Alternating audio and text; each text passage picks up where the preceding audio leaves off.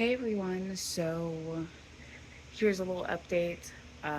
As of October 13th, I did give birth to a very healthy baby girl. I'm going to show you guys her here in a second. My labor actually went pretty quickly for a first time mom. I got there at 5 a.m., and by the time noon came around, she was here. She was born at 11:44 a.m., so only about 6.5 hours after I got there.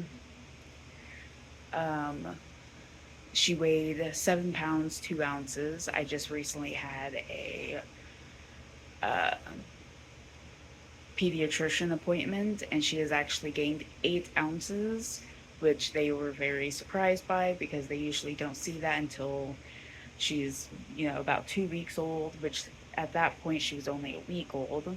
Now she's 10 days old. Um, so yeah, I'm gonna show you guys her. Here she is, little Lilith. Not gonna lie, she looks very much like me. Uh, Sometimes she likes to sleep, a few hours at a time. But last night she woke up like every freaking hour, so I did not get much sleep. And she also does not like sleeping in this thing during the night. Like, if it's during the day, like she'll, sleep in there for sometimes up to an hour at a time. But during the night, no. Like, I've tried having her sleep in it. She won't. So I actually do co sleep. I know there's probably going to be people that are going to be up in arms about that, but whenever I sleep, I will sleep with her kind of like in the crevice of my arm. And that's exactly how I wake up with her. I literally do not move a single inch if she's sleeping with me. And that way I also can feel when she's moving and starting to get fussy before she actually, starts crying. So I already know people are probably gonna judge me as a parent for that, but hey, go fuck yourself. That's how she sleeps. She will not sleep in this thing for longer than an hour, if that. A lot of the time, she'll only sleep in it for like 10, 20 minutes at a time. So, in order for me to be able to get any sleep, I have to co sleep with her.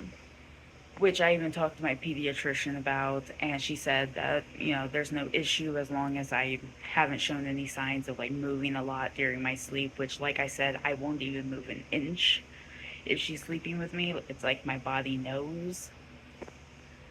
She also eats a ton. Um, I will say she eats 8+ ounces a day.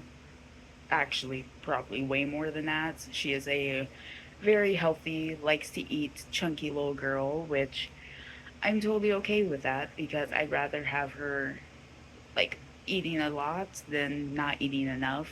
So, and my pediatrician agreed with that. She also got the RSV shot. I don't know why I keep wanting to add a P to it anytime I say it. Uh, she got the shot for it because my pediatrician explained that during like any fall babies are more susceptible to it. And the nurse even explained how, like, at the time whenever she gave birth, the only people that were eligible for the shot were like preemies. And she said that her son actually ended up getting it, and it was extremely scary for her. Her son almost didn't make it. So, yeah, I'm not taking any chances. I also plan on getting her completely vaxxed. I know there's probably going to be people uproaring about that as well, but I'd rather, like, I know a lot of people try to say, like, oh, vaccines cause autism. Autism is genetic. There's dozens and dozens of proof of that. And even if it did cause autism, you were literally saying that you would rather have your kid die to something preventable than have autism. And that's not me.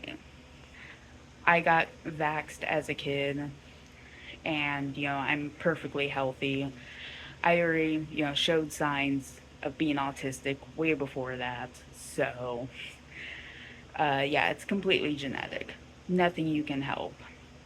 But like I said, if you would rather have your kid die to something that could have been prevented by vaccines than have a kid with autism, that really says a lot about you. So don't come at me. We also got released like 24 hours after I gave birth. They did give me the option of staying another night, but we wanted to get the hell out of there because the hospital bed was not comfortable at all. Like, I just wanted to go home and do the rest of my healing there. And they did her 24-hour check. She passed everything. So, yeah, I figured there was kind of no point in staying another 24 hours. So yeah, I went in, got induced. Less than 7 hours later, I had her. Uh, I think with the whole pushing thing, I only pushed for like not even 10 minutes, and she was here. They gave me pitocin to induce the contractions, and that shit fucking sucked. Like, especially because they didn't give me an epidural until I was 7, almost 8 centimeters dilated already. So I was in a lot of pain. Like, it was the worst pain I've ever been in, and I feel like the best way for me to describe it is imagine your pelvic bones getting crushed by a hammer. That's pretty much how it felt. It was the worst pain. I did get the epidural, like I said, and honestly, like I know a lot of women say that their back, hasn't been the same after epidural.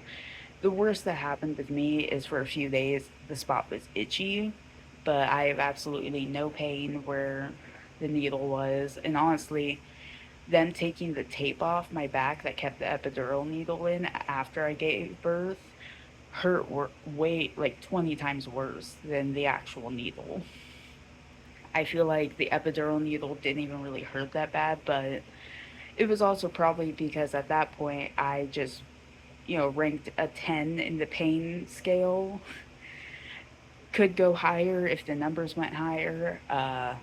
So I feel like that's probably why I didn't really feel it. Like, I would feel when he put it in, and I would slightly jump, but that was about it.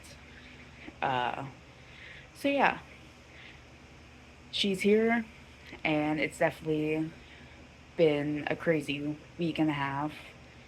Uh, but yeah, I just kind of wanted to give you guys an update because I realized I never actually made an update about her being here because I've been, so busy with everything.